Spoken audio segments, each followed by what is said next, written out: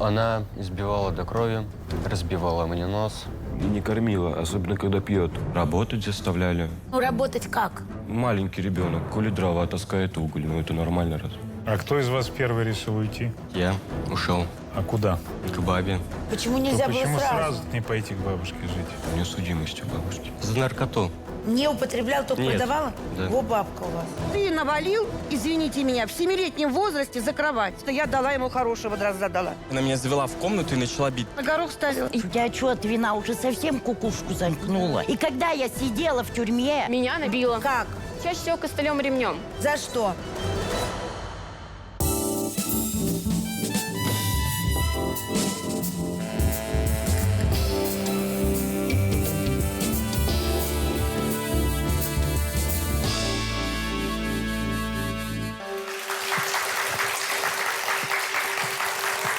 Добрый день. Еще 7 лет назад Ольга была счастливой, многодетной мамой 13 детей, 9 из которых приемные. Она о них заботилась, дарила им любовь. А что получила взамен? Обвинение в краже денег и избиениях. Разбираться. Сегодня в нашей студии 16-летний Антон Артемов. Он сбежал от своей приемной мамы. Антон, здравствуйте. Здравствуйте. Это правда? Да. А что случилось? Как вы попали-то в приемную семью? Что с вашими родителями случилось? Мама уехала в больницу, у нее там на операцию она уехала. И вот с нами остался отец. Но как-то так получилось, что приехала опека, нас забрали в приют. Отец выпивал? Ну как, он в основном работал, ну, целыми днями. Ну и было такое, что выпить, но на нас это никак не влияло. Так а с мамой что случилось все-таки? На операцию она уехала в больницу, все. Но она жива, мама? Нет, уже нет. И вот нас забрали в приют, уже с приюта она нас забрала. Сначала под опекой там пробыли некоторое время, потом уже усыновила. Купили этот коттедж, новый дом, туда переехали. Сколько вам было лет, когда вы попали в приемную семью? Я точно не помню, 6-5 мне где-то так было, 5-6 Ну, лет. то есть маленький еще достаточно, да? Да. Когда сбежали, сколько вам было? Так, мне было 15 или 14 лет. Ну, а вот пока вы с ней жили-то, как было? Работать заставляли. Настроение у нее зависело от того, как, ну, работаешь. Если, А ну, работать как? ну, маленький ребенок, коли дрова таскает уголь, ну, это нормально раз. Наказывать едой, вот это, пришел со школы, уроки пока не сделаешь, не сядешь есть. Я сидел и перебирал учебники. Она напилась, и она сказала своему сыну, что я ее послал по матерщинам. Он подлетел, забрал с кочегарки такое, ну, полено, ему дрова колоть. Сначала по ноге сюда ударил, тут синяк, такой гематома была, потом по спине. Ваши воспоминания о том, как вы жили в приемной семье, вы нам с братом рассказали до программы. Давайте посмотрим.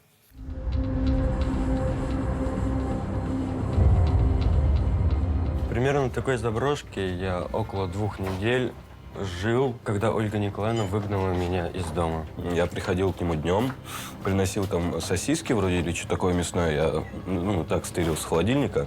Мы там сидели, разговаривали так целый день. Когда я убегал из дома, я успел забрать одеяло и подушку. Я выбрал место, положил одеяло, положил подушку, ну и уложился. Ночевал, когда Антона не было, я питался ягодами из леса.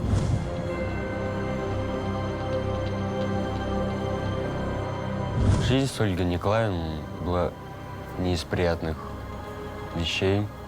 Бывало такое, что она избивала до крови, разбивала мне нос. Любой шаг неправильный, это плюс-минус, она может избить. Было время, когда она нас ставила на горох. Горох, ну, он, получается, как обрубленный с одной стороны идет, острый, он вбивался в кожу. Слеза, хоть ты там не терпи, тебе все равно слеза вытекет, так и так. Ольга Николаевна пила много. А в день она могла в среднем выпить 5-6 бутылок, но и могла больше. Бывало и такое, что она и не кормила, особенно когда пьет. Может кормить лучше и худше, типа, смотря сколько ты работы сделал. Я больше ее никогда не хочу ни видеть, не знать про нее, не слышать. Я бы хотел ее просто забыть. Как будто это все страшным сном, как будто этого всего не было. Я услышала на видео о том, что она могла выпить 5-6 бутылок. Это чего? Вина сухое, полусладкое такое. То есть она вино пила. Да, вино. Твой брат Артем Артемов приехал сегодня тоже к нам в студию. Давайте его позовем. Артем, иди к нам. Здравствуйте. Здравствуйте. Я так понимаю, что жить у приемной мамы вам было совсем не сладко. Да. А поделитесь такими самыми тяжелыми воспоминаниями? Ну и что самое такое прям запомнил? В детстве, когда она нас забрала, там прошло некоторое время, и я бегал по огороду. После этого она завела дом и избила меня костылем. И там еще был мой двоюродный брат Кирилл. А за что? Ну, за то, что растоптал огород. А к своим родным детям она спокойно, нормально относилась. Их не трогала? Нет, особо нет. И они так не работали, как вы? Нет. Это правда, что после того, как вы уже оказались в этой семье, ты все-таки пытался поддерживать отношения с мамой? Родной? Да, я пытался поддерживать с мамой. Я общался с ней. А как Ольга к этому относилась? Она запрещала общаться со своей родной матерью. Почему? Ну, говорила, что она наркоманка, алкашка, что будет плохо на меня влиять. А кто из вас первый решил уйти? Ну, прям окончательно уйти жить я ушел А куда? к бабе. К бабе это бабушка. Да. Если есть бабушка, у которой сейчас можно жить, Почему то нельзя было почему сразу? сразу не пойти к бабушке жить? Ну, у нее проблема была в том, что она судима, у нее судимость у бабушки. Из-за этого не могли позволить доверить детей. А за что она была судима? Ну, там статья тяжелая такая. Какая? За наркоту. Бабушка? Это. А что она с ней делала, с наркотой? Продавала? Да, не Да. употреблял. Не употреблял, только Не продавала? употреблял, да. Во бабка у вас. Вы сказали, ты сказал, что жили сначала в одном доме, потом переехали в другой дом. Да. Это что за дом, куда вы переехали? Переехали в коттедж. Ну, большой А как он площади. появился у вас? На нас выделили деньги, вот когда усыновили. Вы купили дом на эти деньги? Да, да. А вы в этом доме как хозяева числитесь? То есть Да, на вас доля прописывали в выписана? долевой, да, да. А, ну хорошо. Просто мы в этом доме побывали, о котором сейчас заговорили, и поговорили с Ольгой. Давайте посмотрим на экран.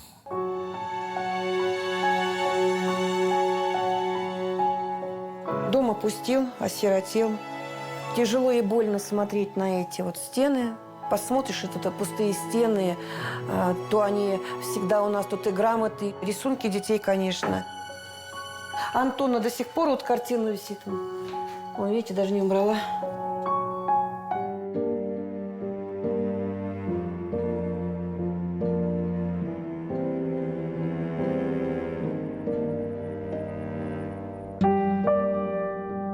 Ну вот эти фотографии у меня здесь стоят, то есть моих детей. Всего, я считаю, все-таки 13 детей у меня. Моих детей 4, 5 детей поповских и 4 детей из детского дома. Была любовь, и всегда такие отношения у нас были добрые, доверительные. Даже у меня где-то видео есть, Артем тут танцевали с Антоном. Я все смеялась над ними, думаю, какие молодцы мальчишки.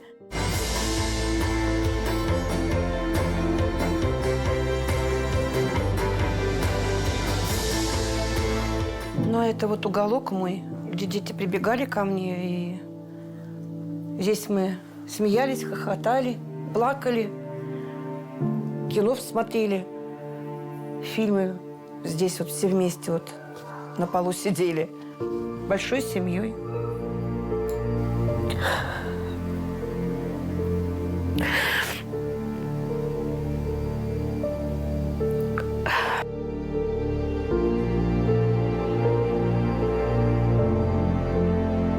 Сейчас моя жизнь, она, понимаете, как, вот пришла к одиночеству. Болею, я очень сильно болею сама. Раньше я жила ради детей, а сейчас что? Верите ей? Плачет вон. Нет. Нет, я не верю. Почему? Ну, Просто дают, наверное, на жалость. Такое часто бывает.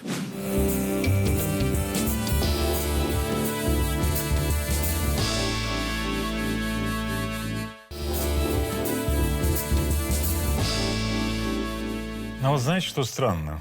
Вот для меня, по крайней мере, на этом этапе. Ольга же не могла не понимать, что вы придете сюда, будете рассказывать о ее методах воспитания, о том, что она пьет и так далее. Но все-таки она на этот шаг пошла. Сама. Значит, она считает себя обиженной. Значит, она считает, несправедливость идет от вас. Вот почему она так думает, мы у нее и спросим, да, поскольку она к нам приехала. Ольга, идите к нам. Здравствуйте, студия. Здравствуйте все, кто со мной приехал меня поддержать. Я сейчас слышала там за кулисами, что ребята это говорят. Для меня это не ново. Они это стали говорить еще 2 года назад, когда стали убегать. Ребят, вы просто мне вот ножами меня затыкали там. Ведь я вас всех взяла поповых детей. В 2009 году я уже была инвалидом. Как ты, Антон, говоришь, что ты даже не знаешь, что я притворяюсь. У меня вот колено под протезом. Здесь у меня вот колено, посмотрите. Я не могу ни стоять, я не могу ни сидеть, я ничего не могу. А ты мне принес еще плед белый, махровый подарил. И ты Не говоришь, пожалел, что что ты деньги меня на не него терпеть, потратил. ненавидишь. Ольга, может быть, Когда я все-таки... ночами не спала, когда я вообще... Ольга, может быть, все-таки сядете, пожалуйста. Как ребята-то у вас оказались? Почему такая необходимость возникла? В 2008 году ко мне обратилась Попова. Это моя заловка, я их была сноха. Она торговала наркотиками в особо крупном размере. Попова это кто? Попова Алена Николаевна. Это их бабушка. бабушка. Бабушка. Это их бабушка. Она пришла ко мне. Мы с ней выпили вина сухого выпили, и она расплакалась. Она говорит: Оль, пожалуйста, я знаю, что ты болеешь, но возьми Данила к себе под опеку. Я буду спокойно сидеть там, я знаю, что мальчишка, что сын мой будет у тебя жить в нормальных человеческих условиях. То есть у бабушки и еще помимо внуков были достаточно юные дети, да? Да, 4 годика было Кириллу, А. и Данилу было 6 лет. И при этом внуки такого же возраста были. Кирилл, Данил оказались у вас. Всё, да, живут под как опекой. потом Артем, Антон и Елена А оказались? потом в приют Алена. приехали представители, сказали: Ольга Николаевна, ну это же родственники, вы уже живете, вы их родня. Я же их маленьких всех знала. Аленка у меня перед этим уже жила, вот малюсенькая вообще, 2,5 годика Так было. они к вам обратились после того, как лишили родителей родительских прав, верно? Родительских прав лишили. А за что? За наркоманию. За наркоманию. И отца, и мать? И отца, и мать. Когда Алена Николаевна освободилась, я очень сильно плакала по Кириллу. Для меня это было вот настолько... Она его забрала, что ли? Ну да, она же не была родительских прав лишена. Да, а в это время ее внуки у меня под опекой. Думаю, ну как? Как я отдам вот этих детей? Я попробую их усыновить. Оль, а вы пьете? Ну, я выпиваю, ну как, здесь как напиться, когда у меня пенсия есть, и надо жить, и надо... Не, Вот, ребята говорили, подожди, что вы стоп, выпивали стоп, стоп. 5-6 бутылок вина в И день. никогда в жизни, Что, вы вы что? Ну, никогда то в как это жизни, ну 5-6 да. бутылок выпить-то? А вы били детей? Вы знаете, я их покрестила в церкви, всех 5. И я вот крещусь. Единственный раз я Артема поддала хорошо, когда его к себе первый раз, когда привела с приюта. За что, Артем?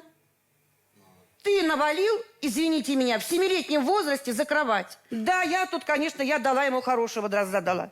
Но потом я поклялась, сказала, я больше никогда никого пальцем не трону. А на горох ставили? Да вы что, я там слушала это все. А скажите, пожалуйста, откуда могут возникнуть у детей такие воспоминания, если они этого никогда не испытывали?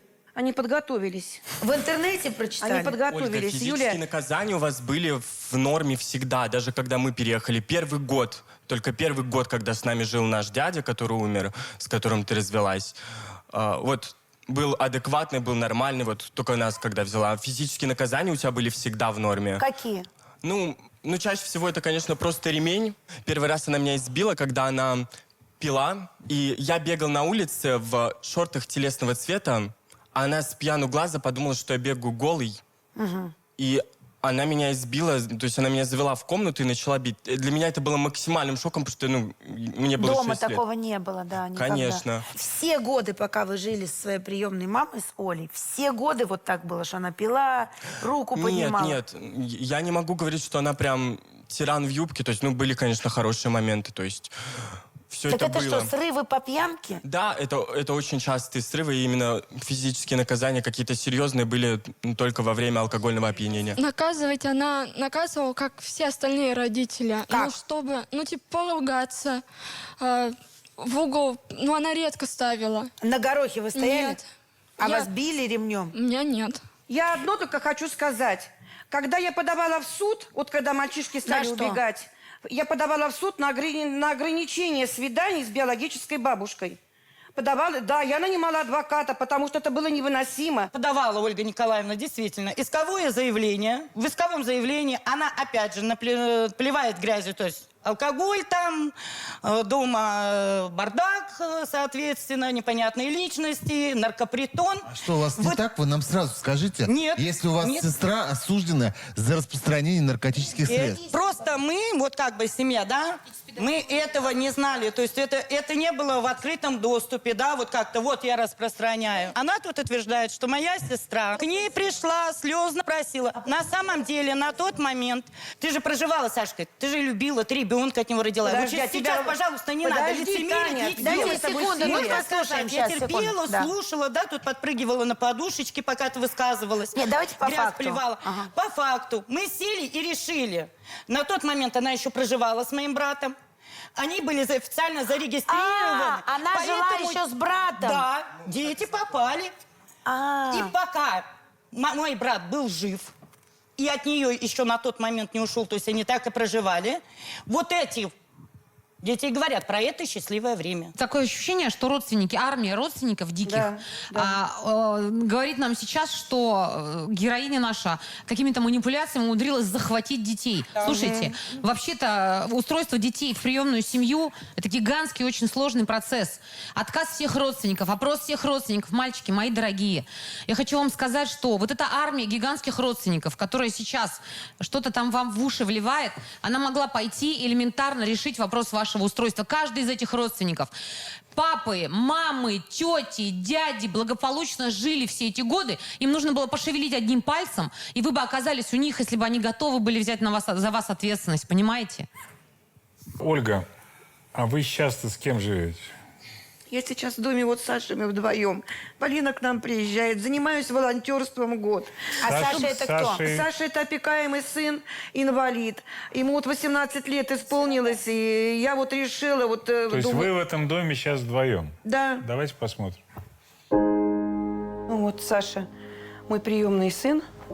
Ему в этом году исполнилось 18 лет. Сейчас мы с ним остались вдвоем. Саши вообще была у него детская инвалидность. Заболевание у него анемия Даймона Блэкмана. Но там у него много уже сопутствующих болезней. У него высокий очень уровень ферритина, то есть идет токсикация всех внутренних органов по железу. И вот и бурсит колени у него сейчас. Из-за этой токсикации мы можем и в пространство уйти. Он отключается, Саша не соображает. Он может, там вот один случай был, что и штаны одевали мы на голову. Его сразу надо капать. Сразу надо лекарства, препараты ему давать. Саша старается сам все делать. Уже сейчас чаще он мне кофе наливает, когда просыпаемся утром. Я ему готовлю иногда, конечно, делаю. В марте он в пространство ушел в очередной раз. В марте этого года попал в реанимацию в тяжелом состоянии. Я посидела, у меня здесь вот прям вот седина вот так, это сейчас закрашено тут у меня.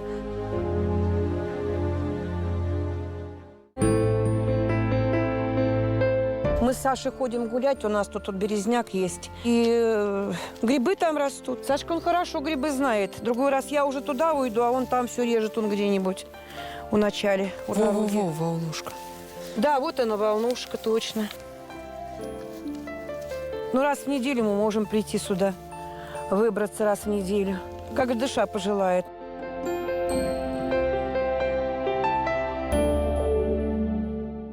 Ольга, этот дом выделил губернатор.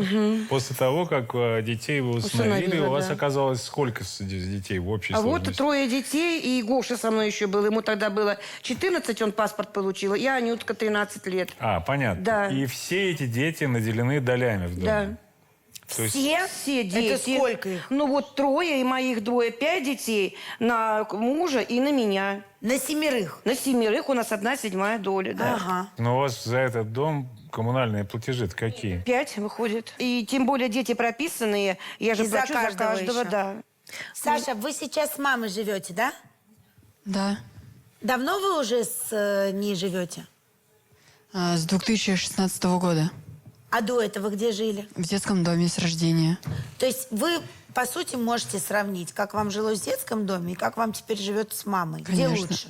Ну, конечно, дома у мамы. У мамы. Рядом. Хорошие у вас с ней отношения? Отличные.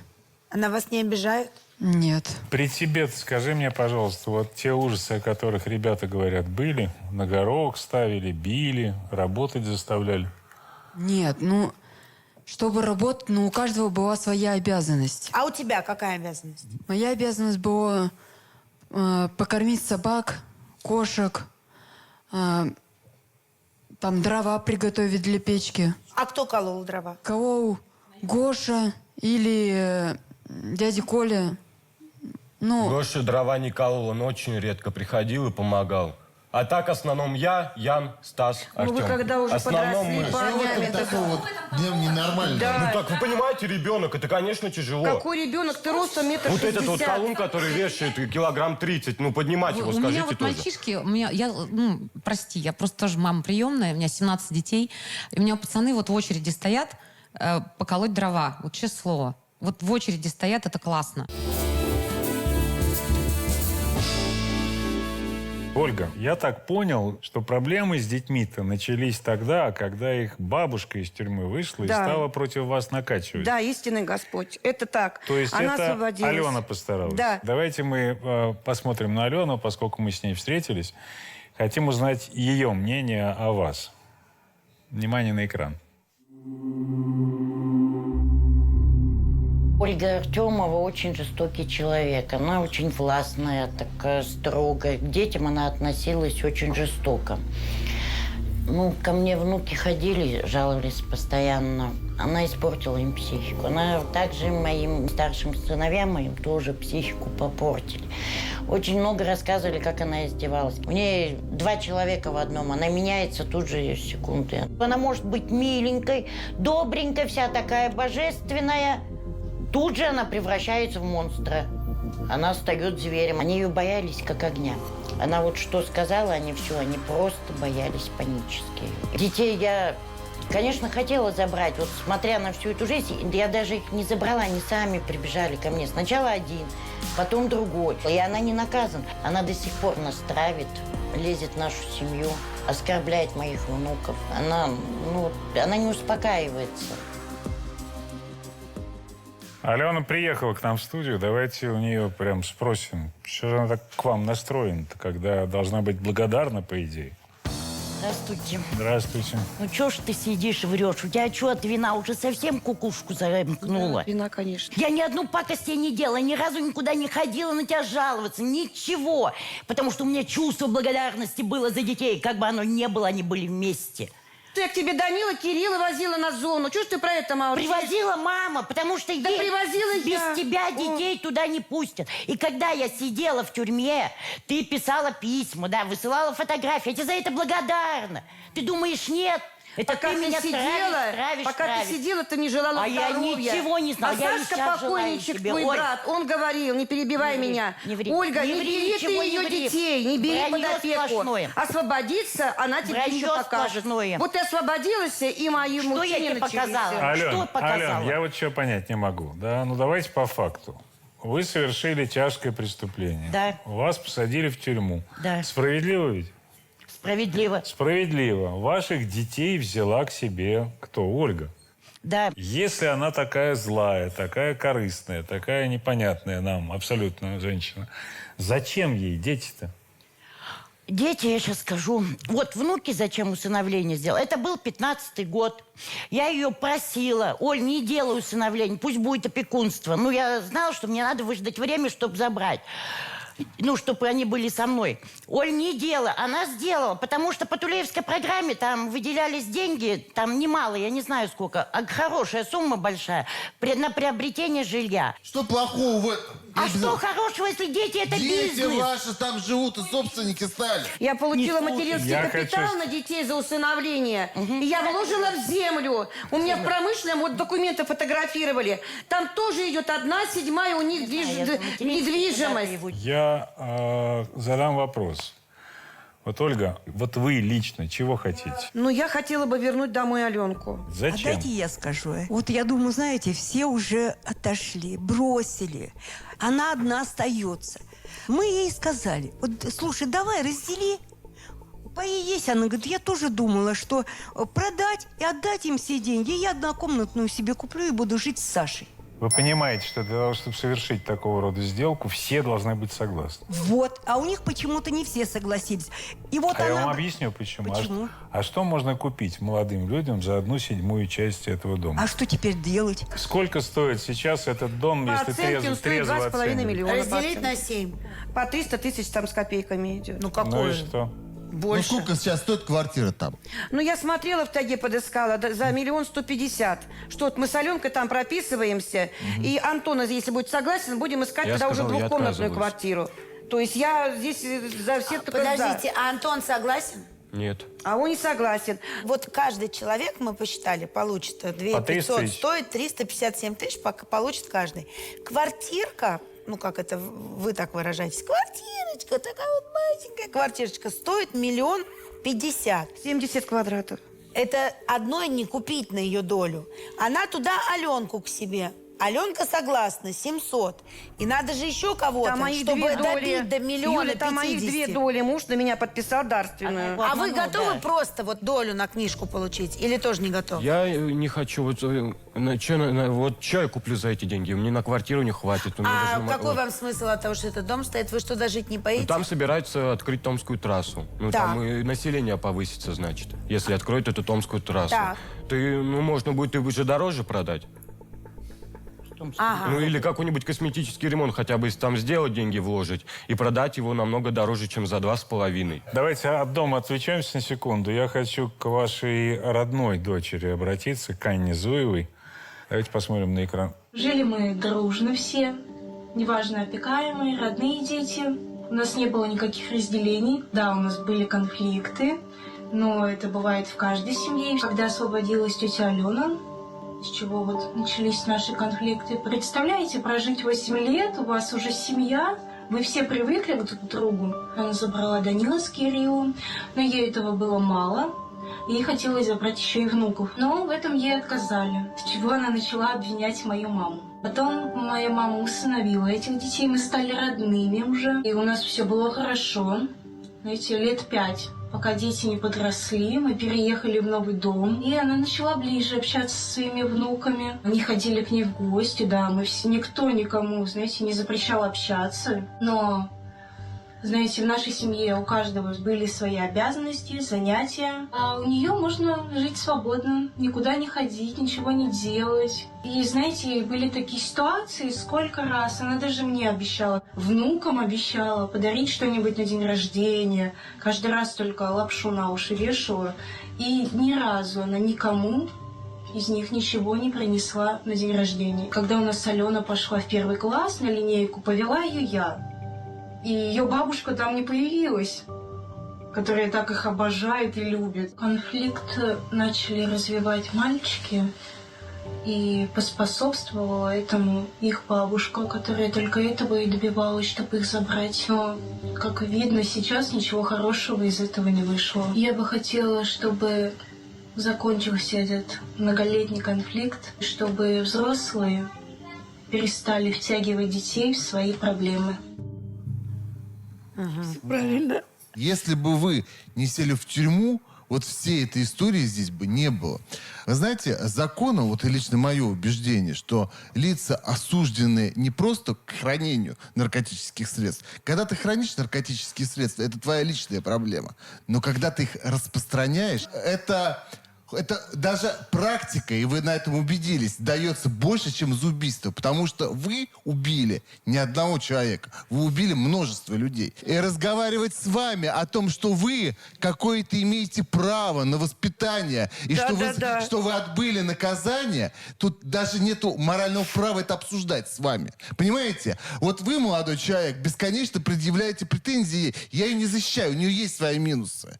А вы к своей сестре, к своей маме претензий не имеете? Вот то, что вы оказались вот в этой ситуации, которая вам не нравится, вы к ней претензий никакие не обращаете? Как вам жилось, я сейчас к ребятам обращаюсь, вы нам рассказали подробно. Сейчас-то как вам живется? Хорошо. Мне нравится. То есть с Аленой живется хорошо? Да. Да. Давайте посмотрим, как вы живете сейчас. Вот это наша квартира. Здесь мы проживаем вчетвером. Я, мой будущий муж Алексей и мои внуки. Антон любитель рисовать у меня. Вообще ему очень нравится, кстати, рисовать. И мечтает он поступить в графический дизайн. Но Артем пока ищет все себя. Вроде как бы хотел сварщиком, но не определился еще. Квартира небольшая, конечно, но у каждого есть свой уголок. Здесь вот спим мы с братом. Диван отодвигается, все. Вот стол туда ставим, стелим и ложимся. Ну, а здесь вот мой уголок. Здесь сплю я. Алексей, он будущий муж, конечно, но когда со мной пристроится, когда на полу. Есть еще одна квартира там возле школы. Тоже она небольшая такая, мальчишки еще там живут. Ну, как бы я стараюсь, чтобы они к самостоятельности привыкали. Пацаны! Идите есть. Давайте, садитесь. Сегодня свекольник, майонез надо? Да. Давай, берите там сметану и майонез. Что, блинов и напеклась. Чем будете чай? Чай и все, чай и все. Ну, вот так мы и живем. Каждый день вот лопаем, готовим. Когда мальчишки сами приготовят, они умеют все. Мы счастливы. Никто нас не разлучит, да я и не позволю. У меня вопрос и к Ольге, и к Алене один. А почему Алена младшая не живет с вами, а живет в другой приемной семье? А я скажу, я приезжала в приют с Татьяной Викторовной, мы разговаривали, Новикова, это директор приюта нашего. Артемова, вот Ольга Николаевна, она ни за что не дает, я не знаю, у нее лично неприязнь, может, я не знаю, что у нее. Она ни за что мне не даст. Поэтому было договорено за Кашкареву, Светлану Николаевну. Хотела, да, я официально устроилась вы не на даете. работу. Так, а теперь почему вы как собака на сене? Девочка ваша по документам живет не с вами. Бабушка хочет ее забрать, вы не даете. Нет. А у нас, когда конфликт с Аленкой начался в этом году, повторный конфликт уже, конечно, у нее попытки были к причинению к себе физической боли. То есть она и руку себе резала. Это не ответ на вопрос. Ну, я вот вам и говорю, что и она у меня поехала в приют. То есть я ее увезла сама в приют, увезла этот раз. Для чего? Ну, чтобы... Ну, чтобы она не у вас на глазах руки резала, что ли? Чтобы что-то вот не случилось, чтобы чего-то, понимаете? Ваш родной ребенок, это же ваш родной ребенок, да? Вы же ее удочерили, находится в глубоком кризисе. Абсолютно очевидно. Может быть, ошибка, конечно, Ей нужна моя. поддержка, ей нужна помощь. Вы берете, отвозите ее в приют, но если вскроет вены, так хотя бы в приюте. Это ужасно. Да, это, конечно, очень ужасно. Ну, вот такая Подождите, я плохая, а часто, нехорошая. когда вам нужно дом продать и доли разменять, и обязательно Аленину долю с собой соединить, Так вы уже не боитесь, что ли, что она Вы уже вены в вскроет? мыслях-то Алену с собой поселили Вы в квартирке? знаете как, я настолько, да, видать, может, и сама запуталась. Но Да. и в этот момент, вот Да, на только сегодня нас я не уже запутали. готова, и я не знаю, ну не хотят, вот они так меня грязью облили, что я такой Давайте, нехороший слушайте, человек. хватит верещать. Вы Отказаться послушайте уже, меня. Просто Ваших- отказаться, пойти в суд подать. Послушайте, пожалуйста, меня. Понимаете как? Алена оказалась в уникальной ситуации. Сейчас как бы бабушка на нее не действует, она с ней не живет. И Ольга уже не действует, поскольку она уже с ней не живет.